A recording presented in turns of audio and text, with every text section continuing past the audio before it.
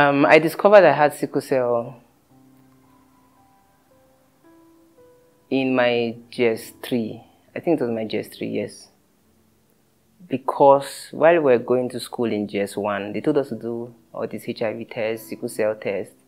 And then, surprisingly, my genotype was AA in GS1. So, I've not lived with that mentality of sickle cell. But then, ever since, I've always had this waist pain. Anytime I play football, I'll have this waist pain and the rest.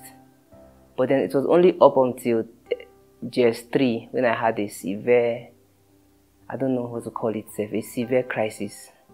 The pain was just too much. I was telling them to cut my hand, cut my hand. And so, they took me to the hospital, checked me up, and then they tested my genotype again. I think that was when I discovered that was SS. I'm a medical student, so I have this knowledge of medicine. So, someone can actually test AA at a point in their life, especially in childhood, because there's a blood component they call hemoglobin, and then hemoglobin, there is now a fetal hemoglobin. Fetal hemoglobin means like when you are still in your mother's womb, the child is called a fetus. But then that fetal hemoglobin helps you to manage the sickle cell condition. That means it maxes the whole sickle cell gene, and then it can make the test seem to be AA because the cells are not sickled. So a fetal hemoglobin can actually, it's in childhood and it's supposed to actually diminish. It's supposed to reduce while you're growing up. So that can be a factor that can cause someone to still test AA. And then, like we all know, error from the lab scientist can also be a factor. And then the last factor is that my parents can frame me. They can just make me not to feel bad, or they may do it to just, some parents can be funny. They just want to protect the child, not to feel somehow or less of themselves, or stuff like that. Maybe they just tell the lab scientists, I beg, go make these results be AA. I don't know. I think these are the only three options that have come to my mind, the possibilities. I think with the current understanding of what sickle cell is, I think I've always been sickle cell because I always had this waist pain. Probably if I play football, I'll tell my dad to come and massage my waist for me. And then it was just the fact that I had to start taking drugs now, with the consciousness that, okay, I am sickle cell, and the fact that, okay, these are certain things I should not be doing or I should be doing just to stay healthy. So for me, it was just the being knowledgeable that, okay, this is something that you have now discovered you have to now live your life in a certain path. My mom is AS and my dad is AS. So obviously there's a 25% chance of giving birth to an SS child in every pregnancy. I am the first child, I'm the first son. I had a sister, a younger sister. We were only two. I am a younger sister, and she died also without me having the knowledge that she was sickle cell, but I think she was, with my current understanding. So we're both, just the both of us. I am my sister, and then she's late now. I think she died 2006. And she was 9 years old or so, and so she was my younger sister, my only biological sister. And then she died from sickle cell. My family has always been loving, but then I think people were becoming more caring. They were becoming more caring, more considerate. Hey, what have you eaten? Have you taken your drugs? Have you eaten? Don't go and play football. Don't go and do this, don't go and do that. So the love was actually more, and then the care was more. So that was a good treatment so far. After I discovered I had sickle cell, so that was just it. The hardest part for me was admitting that I was sickle cell. And one person that will not admit that I was sickle cell. So just imagine, all your life, okay, not all your life, but most of my life, I was already living with the fact that I was AA from GS1 to GS3 before the crisis happened. And I'm someone that don't like to be pitied. If they are giving people to go and fetch water, I want to go and fetch my own water too. If they are saying people should sweep, I want to sweep too. I don't want to say, okay, because you are weak or because you cannot do this one, don't go and do it. When other people are doing, I like to do my own too. So the hardest part was admitting that I was sickle cell. And one person that will not tell you, I will not tell you that I'm sickle cell. For what?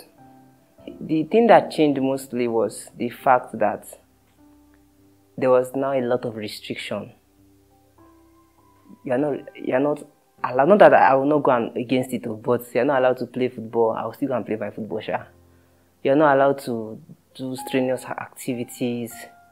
You are now supposed to be taking drugs, folic acid, and the rest every single day. And I hated drugs, God. I think the day I overcame that drug issue was very dramatic. I can remember that day vividly. So, for me, it was just the routine of taking drugs, being careful. I think at the point the doctor said, don't eat plantain or don't eat things that has iron too much. I was now wondering, why will I stop eating plantain? Or why will I stop eating some kind of food? Because of iron, because of this. So it is just the restriction of what to do, what not to do. That's the thing that was so obvious for me that changed. It's actually a thin line between sympathy and empathy. But when you sympathize with someone, I think there's a lot of pity inside.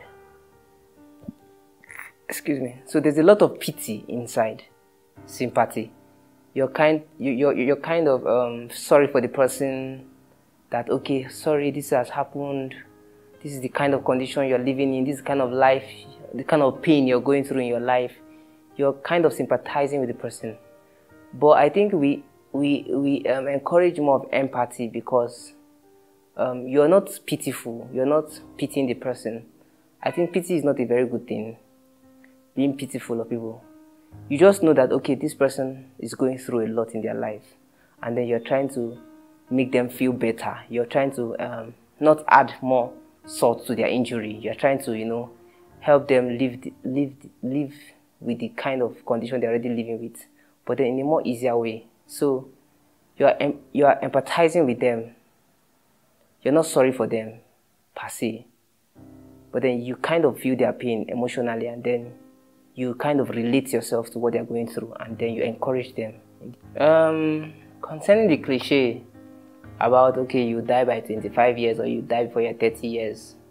Personally, to me, I didn't get that kind of statement. But I heard it from a couple of people saying that they were told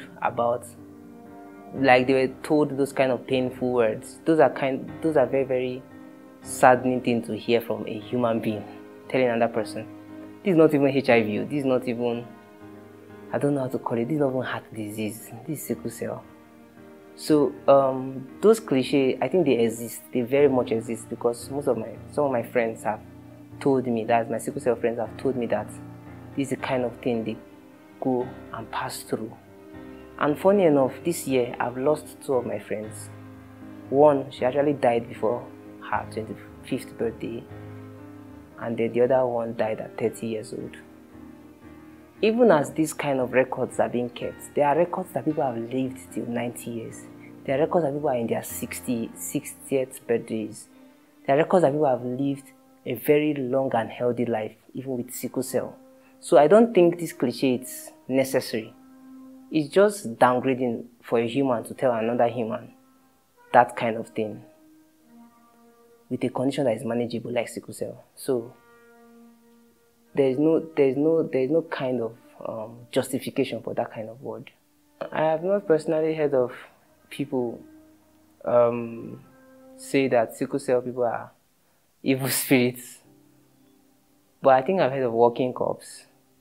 And then I feel like in the very rural areas where there's less knowledge and less exposure, when people give birth to children and then children are just repeatedly falling sick, repeatedly in pain, in crisis, no hospital to explain the condition, no doctor to explain the condition, no exposure to medical practice, and medical care. I think they can as well conclude that this is actually a bad omen to the society and they will go and dump the child in the evil forest or just go and kill the child. So I think these are possibilities and I think they have happened in the past. But personally, no one close to me has said that. But I know they exist. People say that sickle cell people are walking corpses, you know. These are things that people face every day. And it's very sad. With the level of exposure we have in this 21st century, it's not supposed to be so. Personally, I think some people are doing much with the campaign for sickle cell, but it is not enough. It's like saying, can you compare any campaign they do than like the campaign they do for elections? Let them take our campaigns to the standard of election campaigns. Because people are dying every day, every month, every year in Nigeria and in the western part of Africa and in Africa as a whole. So I think more can still be done. The awareness is getting hotter, but it can be more, it can be better. I know of NGOs on Instagram, on Twitter and the rest, and Facebook and the likes. But I think it can be better. People need to get to understand the kind of pain sickle cell patients pass through, and we can avoid it. AS, don't marry. It's as simple as that. And if the campaign is better, and then we take it to the rural areas, people that don't have knowledge, take it to their chiefs or the elders that have little knowledge. You pass the knowledge to them, whether in their dialect or in English that they can understand, and then let them pass it to their community members. So I think that much can be done if it's taken to, because some of these cases are unnoticed. Children dying without even diagnosing sickle cell, especially in the rural areas where there's no medical care. So I think if we do more, if we pump in more money by those that can afford it, like those that are very wealthy in the society, help us pump in more money into the awareness for sickle cell. And then those that are already doing a lot, they can take it to the rural area.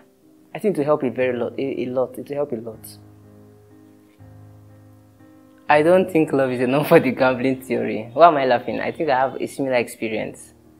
Love is not enough for the gambling theory, but if they have the knowledge of the kind of danger they are going into, and if they have accepted the possibilities that can medically intervene in the situation, I think knowledge is enough. Love is not enough, but knowledge is enough. If they have the knowledge of what is possible, the prenatal testing, you know, the whole getting to select the kind of fetus that grows in the woman's stomach during pregnancy before allowing her to take the child to term.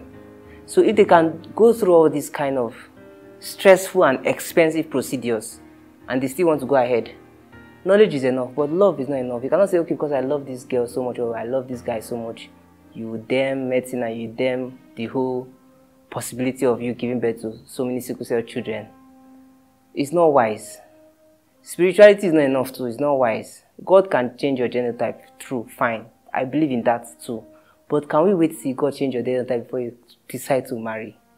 So I think there are options. So if they have the finance, because it's very expensive, it's not a cheap something.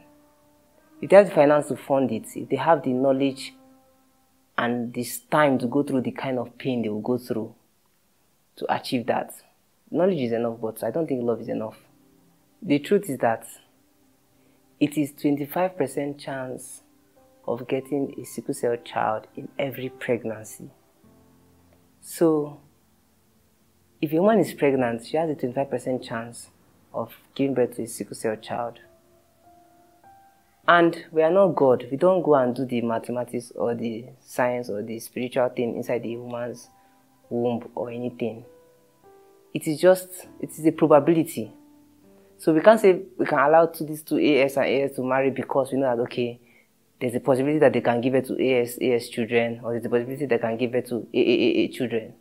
It's still gambling. There are people that all their children have been SS. There are people that all their children have been AA. They did not do it by themselves. It's just God. So I don't think science can say, okay, because this is the chance of possibility, we should now allow AS to marry. It doesn't make sense. It will fail, except they are doing the genetic prenatal testing. That's the only thing. My relationship with the opposite sex, it hasn't been so good. Neither has it been bad, actually. But I think a couple of people have said no to me. What I'm not sure is if it was because I was sickle cell they said no, or if truly they were not ready or stuff like that. But I know of people that have actually been told no just because they are sickle cell, or they were having a great relationship, but once they just exposed their genotype, everything went sour. For me, I've not been in any relationship where, because I exposed my genotype, it went bad. Actually, I've actually had a couple of people where they will say, okay, I beg you, I am AA, now let's be in a relationship. But then you have to be attracted to the other person too before you say yes.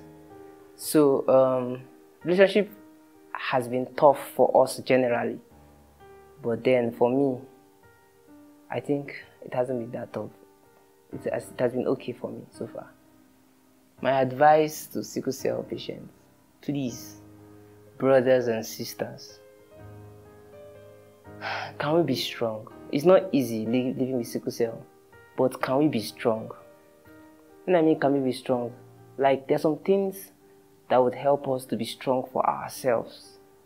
If you find something doing, like I've been in a situation where I've been in hospital for 6 months plus, and I'm a medical student, but then I found something doing even on the hospital bed.